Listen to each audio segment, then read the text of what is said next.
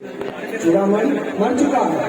मरने से पहले उसने अपनी संपत्ति की वसीयत कर दी है और वसीयत अपने परिवार तक सुनाने का कार्य अपने परम प्रिय शिष्य जनार्दन जोशी को सौंपा है। आप सभी के सामने दिवंगत चूड़ामणि की भूमिका में ऋषभ गुप्ता, इनकी पत्नी जशोदा देवी की भूमिका में इंद्रविश, जनार्दन जोशी की भूमिका में परितोष पांडे, बड़े बेटे लालमणि की भूमिका में शशांक पाठक, छोटे बेटे नीलमणि की भूमिका में अंश कुमार, बड़ी बहू नीरजा की भूमिका में अंशिका, छोटी बहू मधुरिमा की भूमिका में सैलवी है। चूड़ामणि की 3 बेटियां हैं। बड़ी बेटी की भूमिका में सलोनी अस्थाना, मझली बेटी की भूमिका में नीलाक्षी मिश्रा एवं छोटी बेटी की भूमिका में पूजा राय है। चूड़ामणि के 3 दामाद, बड़े दामाद की भूमिका में ऋतु मिश्रा, मझले दामाद की भूमिका में ऋषिकेश, छोटे दामाद की भूमिका में मोंटी राजा है। चूड़ामणि के भतीजों की भूमिका में शुभम, दीपक और नरोत्तम है। घर के सेवक बुधई की भूमिका में आर्यन निगम है। अब आगे का दृश्य, सभी परिवारजन बैठे हुए हैं, तभी जनार्दन जोशी का प्रवेश।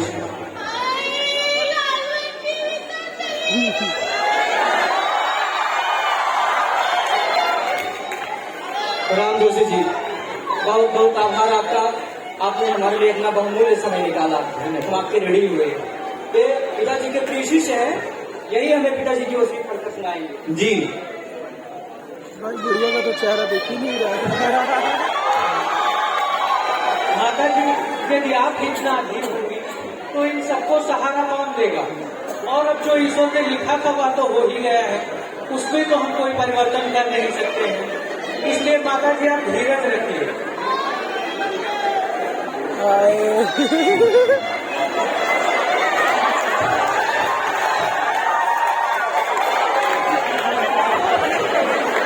बाहरों धूल बरसाओ। मैं अपने परम पूज्य गुरु जी की आत्मा की शांति की कामना करता हूँ। गुरुदेव, आप जिस भी लोक में हो, पुण्य के भागी बने। आप स्वर्ग में हो गुरुदेव।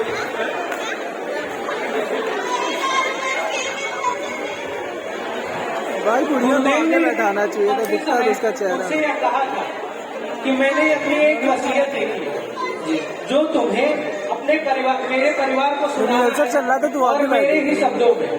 अवश्य जोशी जी, आप सर्वप्रथम स्थान ग्रहण करिए, तत्पश्चात वसीयत पढ़ने की प्रक्रिया शुरू की जाएगी। आप बैठिए।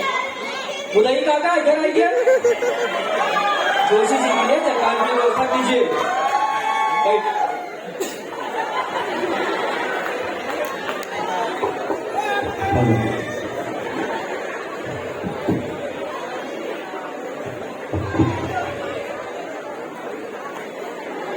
वैसे गुरु जी का समय और असमय गाना हमारे लिए बेकार है। मुझे नहीं लगता था कि गुरु जी हमें छोड़कर इतनी जल्दी चले जाएं। अरे जोशी जी, ये सब बातें तो होती रहेंगी, आप वसीयत तो पढ़िए। इसीलिए आना हूँ, आप इतना धीर मत हो, पढ़िए तो थोड़ा धीरज रखिए। तो पढ़िए। जी पढ़ने जा रहा हूँ।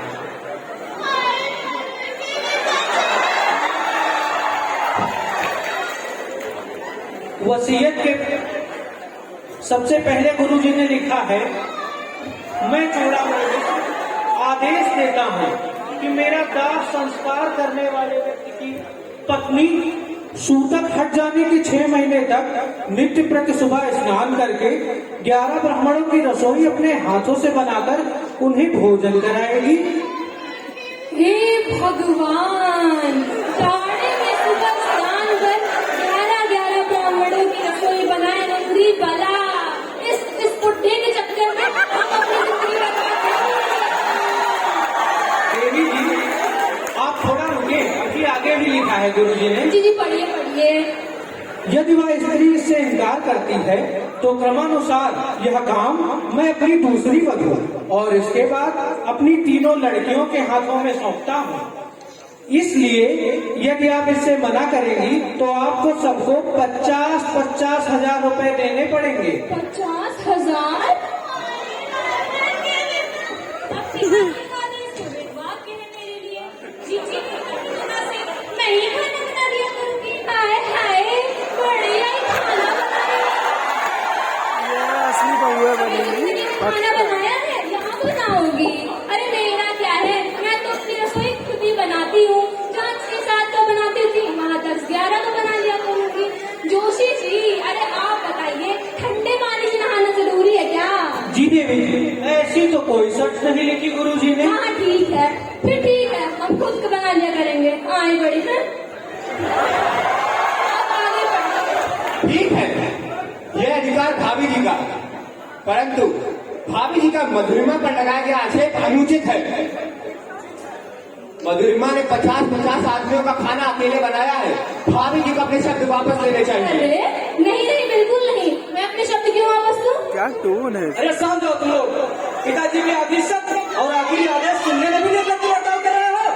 बैठो मेरे सामने। बहुत बोल रहे हो, बोलो तुम बताते हैं।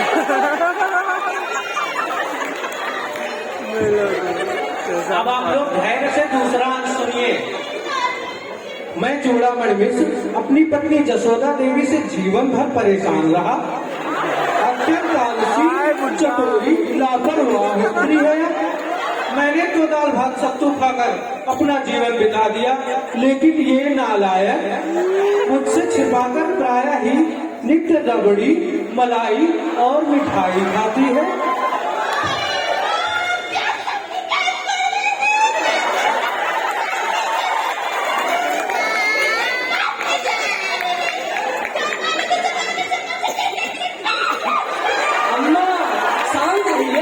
पिताजी के लिए ऐसे अंधविश्वास का प्रयोग मत कीजिए। अब शांत रहिए, शांत रहिए अम्मा, बैठिए आप। माता जी आप धैर्य से सुनिए, गुरु जी ने आपके लिए कुछ निर्धारित किया है। चाहिए क्या? मेरी मृत्यु के बाद इस मूर्ख को मेरे पुत्रों पर निर्भर रहना पड़ेगा, जो कि हैं अपनी जोड़ुओं के गुलाम। इसलिए मैं जसोदा के नाम 20 लाख रुपए छोड़ता हूँ। यहाँ 2 लाख का रियल चल रहा है। जिसके ब्याज पर यह मजे में जिंदा रह सकती है।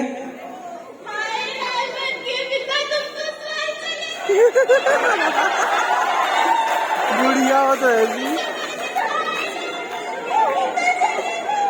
यह सब कारण आप बाद में कर लीजिएगा। पहले मैं ये वसीयत पढ़ रहा हूँ, इसको खत्म कर दीजिए। जी जी आप करिए। अगला अंश, मैं चूड़ामणि मिश्र अपनी पुत्री सरस्वती के पति ज्ञानेंद्र से अति खिन्न हूँ।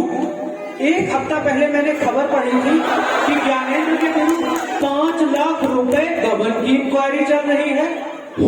इसका अर्थ है कि ज्ञानेंद्र बेईमान और रिश्वतखोर है। हाँ, मैं न्यूज़ फुटे के मरने लगा। बाकी सब साधुओं पे गए हुए हैं। आप किस फुटे के लड़ रहे हैं जो पहले से बदसूरत, बदजुबान और बदइंसान रहा है? मरने से पहले मैंने सिर्फ पूरे याद किया था। शांत हो जाइए। बैठ जाइए। बैठ जाइए।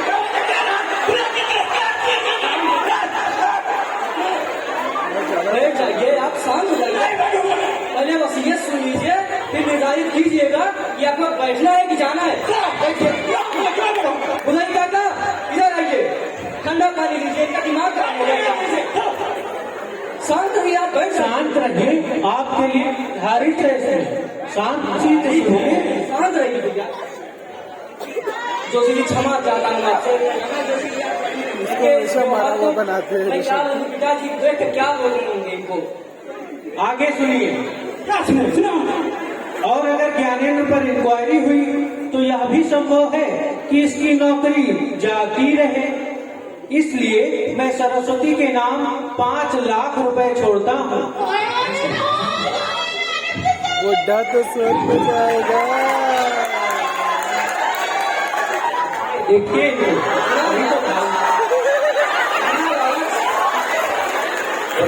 आइए बैठिए। अभी तो भाग रहे थे पैसों के लिए, अब तुम पढ़ो। इतना लालच उचित नहीं है। अब तुम हमें समझाओगे कि क्या करना है हमें? आप चुप रहिए। मिल गया। तुम शांत भी रहो, भी तुम्हें हम बताते हैं। अब अगला अंश आप लोग ध्यान से सुनिए। मैं चूड़ामणि मिश्र अपनी दूसरी लड़की सावित्री से हमेशा संतुष्ट रहा, अत्यंत सुशील विनम्र रही है। भगवान की भी इस पर कृपा है। इसके पति जयनारायण का ऊंचा कारोबार है। सावित्री और जयनारायण को मेरा सत सत आशीर्वाद। वसीयत के अनुसार हमें भी कुछ मिलेगा या नहीं? मिला तो है, ढेर सारा आशीर्वाद। बेटा इधर मत आना। पिताजी हमेशा हम लोगों से चलते रहे, हमारी सफलता का बखान करते रहे। इन्हें क्या पता में 2 लाख का घाटा हुआ है। क्यों घर का कच्चा चिट्टा खोल रही हो? घाटा तो हमें हुआ। कोई भूषण पूरा इसकी पूर्ति करेगा क्या? तिवारी जी, ये दारू वाली देनी होगा अपने गली मोहल्ले में देना। यहाँ लोगे तो मुंह तोड़ दिया जाएगा। साढ़े साहब बैठ जाइए। लड़ लीजिए आप लोग। कहिए तो यही अखाड़ा खुलवा दे। अरे कुछ संस्कार दिखाइए। लालच में इतने सराबोर हो गए हैं आप लोग। शांत रहिए, वसीयत सुनिए, पिताजी का आखिरी शब्द है। अब अगला अंश है, पहले पूरा हो जाने दीजिए, फिर लड़िए झगड़िएगा। कहाँ जाना? मैं चूड़ामणि अपनी छोटी लड़की सौदामिनी का मुंह नहीं देखना चाहता। मेरे नाम को कलंकित कर रही है यार। बाल कटे हुए हैं, अंग्रेजी में बात करती है, और मुझे यह भी बताया गया है कभी कभी सिगरेट और शराब भी पी लेती है। ये सब छोटे नीला नहीं है। मैं हूँ। काम करते रहे कभी तो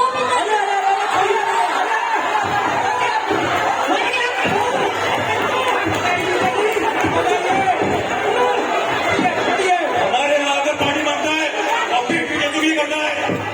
इस अवसर पर लड़ते झगड़ते आपको सुना देता है। आपको पता है इस मृत आत्मा को कितना कष्ट हो रहा होगा। क्षमा कीजिएगा वजीर साहब।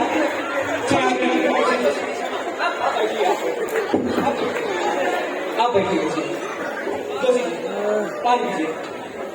लगता ही नहीं है इस सभा में सब सभ्य लोग बैठे हैं। आप लोग समझदार और जिम्मेदार हैं अपने घर के।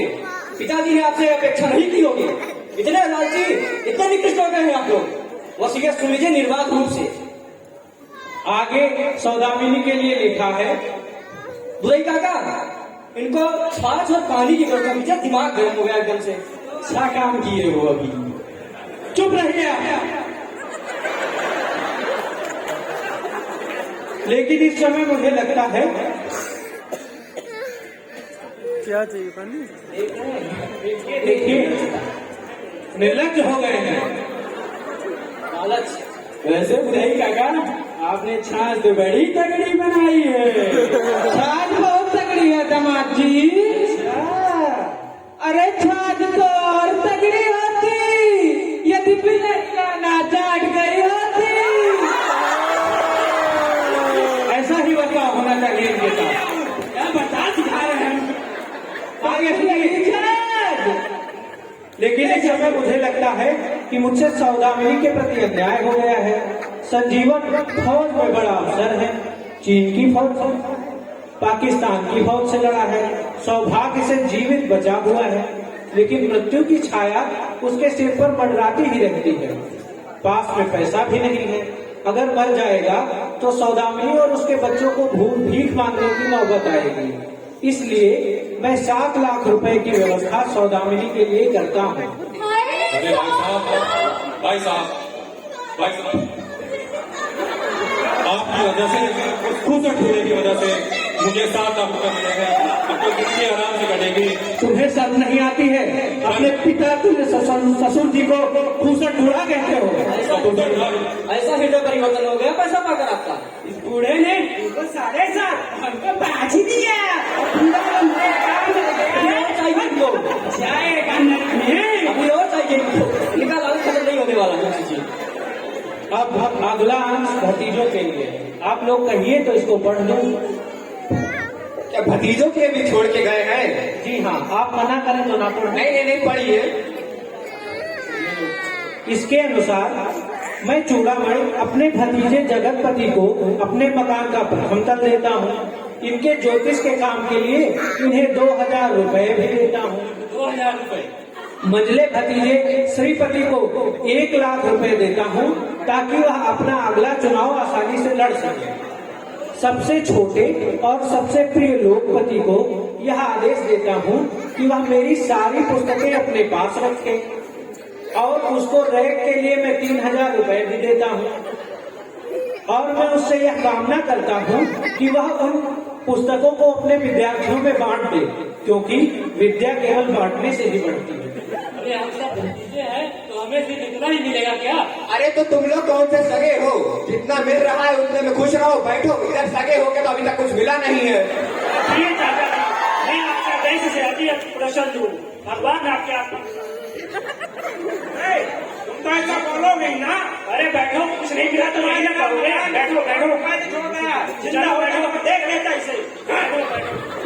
अरे बैठो, चलो बैठो। तुम लोग ये नहीं देखते हो कि मेरे गुरु जी की सोच कितनी बड़ी है। विद्या बांटने से बढ़ती है। देखो तुम लोग आपस में लड़ो नहीं, उनकी सोच तो देखो। अब इसमें अगला अंश बुधाई के लिए, यदि आप लोग कहें तो उसको भी पढ़ दो। जोशी जी, बुधई काका हमारे परिवार के सदस्य हैं, बिल्कुल पढ़िए। मैं चूड़ामणि मिश्र अपने सेवक बुधई से अति संतुष्ट हूँ, जो पिछले 20 वर्षों से मेरी बड़ी ही लगन से सेवा कर रहा है। इसलिए मैं अपने सारे बचे हुए कपड़े और भंडार का सारा सामान बुधई के नाम करता हूँ।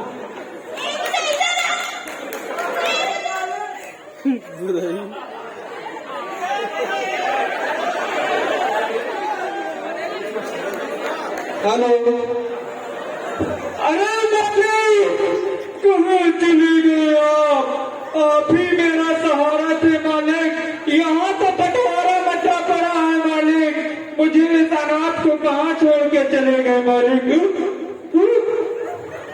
मत रोइए बुधई काका, आइए।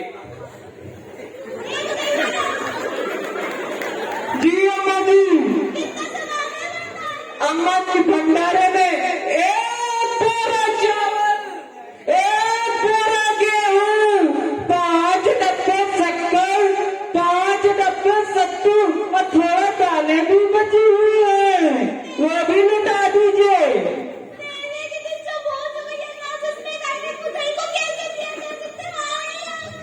तेरहवीं भोज का इंतजाम लालमणि को करना है। इसके लिए यह समर्थ है और यदि यह चाहे तो बुधई से पैसा देकर वह अनाज खरीद सकता है। परंतु क्या आप ये इसमें सहमत हैं?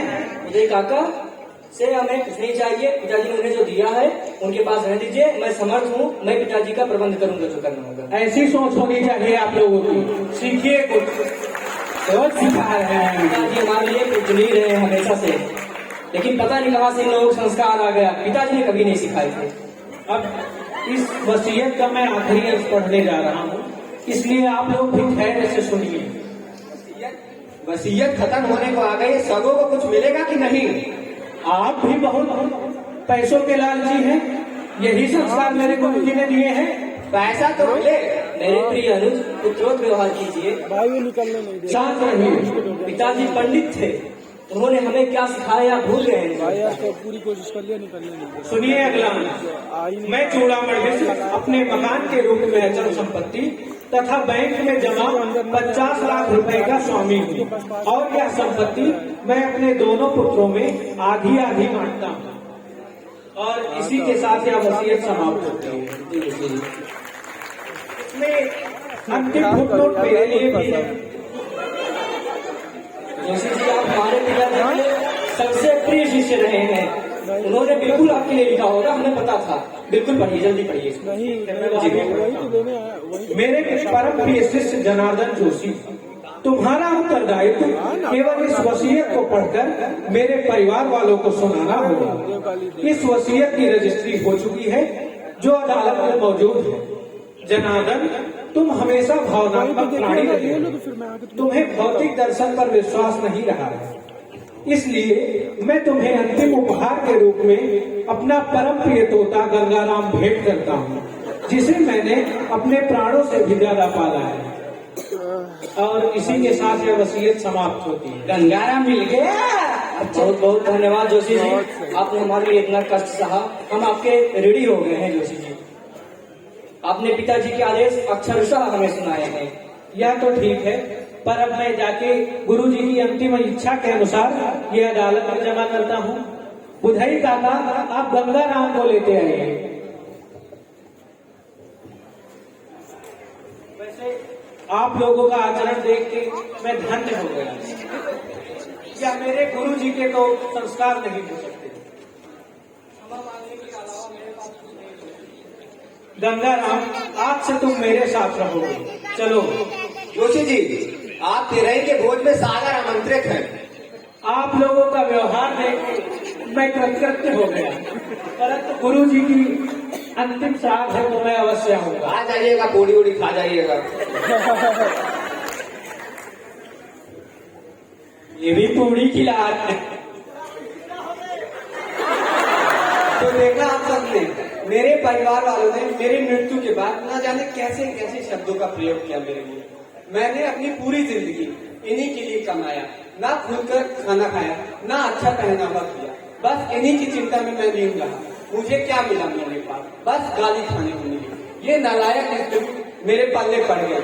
ऐसे कुपुत्रों को मैंने पैदा किया, क्या मिला मेरे को? ये दामाद पीठ पीछे मुझे इतना गाली देते थे। हे राम, तो मेरा आपसे यह विनम्र निवेदन है कि भविष्य की चिंता आप भविष्य पर छोड़ के अपने आज को खुल के जी लीजिए, क्योंकि बाद में मरने के बाद किसी का सबका यही हाल होता है। स्वस्थ रहिए, स्वस्थ रहिए। धन्यवाद।